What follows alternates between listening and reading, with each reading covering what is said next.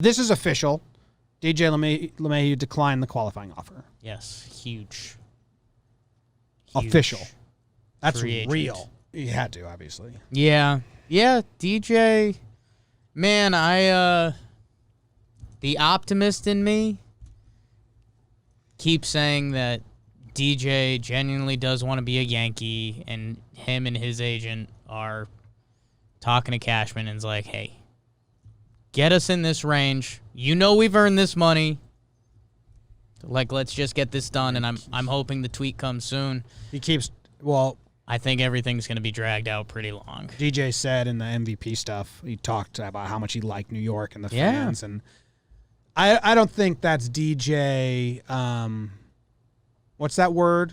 Pandering. Or no, there's Posturing. Posturing. I don't think that's him posturing because I don't think he cares enough. I think he's just being genuine. You know, I just feel like it's a city that loves baseball, and you know, baseball's my passion, so I feel like it's a really good fit. Has that helped you focus, you think?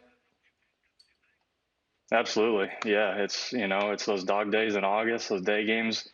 And you know, you get a packed house, you know, everybody's on board. Everybody wants to win, fans, team, everybody. It's, yeah, I think it heightens the focus, and it's a lot of fun. I think his agent can now use that and be like, you're going to look pretty bad if you don't bring this guy back. Look how he's talking about you. Yeah. Like, you're going to, like, you know, every time DJ says something, he ups his own price a little bit of that because the public reaction is going to be so bad. But I don't think DJ's doing that or his agent's telling him to. I think he's being genuine. I think he's being genuine, and it works. And that's DJ LeMahieu. That's been DJ LeMahieu with the Yankees. That's why he's, you know, gotten the second generation Paul O'Neill comps because he's a gamer and he likes to play, and he really does. And I mean, you know, DJ doesn't seem too greed driven.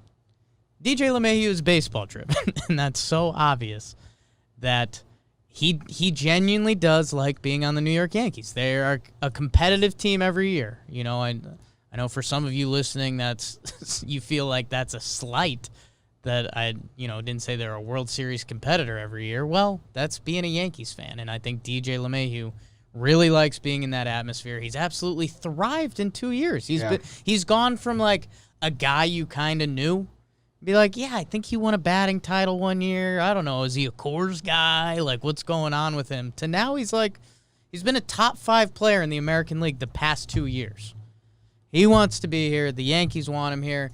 They have to pay him and take care of him. Otherwise, he does have to tell them to piss off. Yeah, it's true. It's true. I still think he'll be back, but I'm at like 60-40 with it. Okay. You want to throw down a percentage? I'm pretty high on it. I do think 102, -2. Hal's last name is Steinbrenner, and I think he knows the effects of. You know, he wanted to change it. If DJ LeMahieu were to leave, what was he going to change it to again? Steiner. Like Charlie Steiner. Well, he liked him better. He liked Charlie Steiner better. It was than like his dad. One day when he was hanging out with Steiner. He was like a teen. He was a teen. He's pissy. He's like, I like hanging out with him. Very angsty, listening to 311. Yeah. No, I'm pretty high on it. I just think it would be. Here's where I'm at with it. I think it's happening, or I think it's the full-fledged announcement. Like, this is gonna seem so dramatic. That like these aren't the Yankees of old.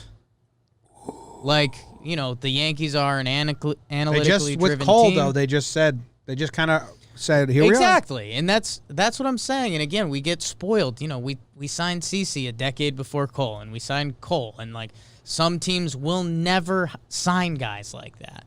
But I do think it's either, you know, they re-sign DJ. We all agree on this. You deserve to get paid. Here's the number. Let's run it back, which I think is happening. I'm probably 90% on it.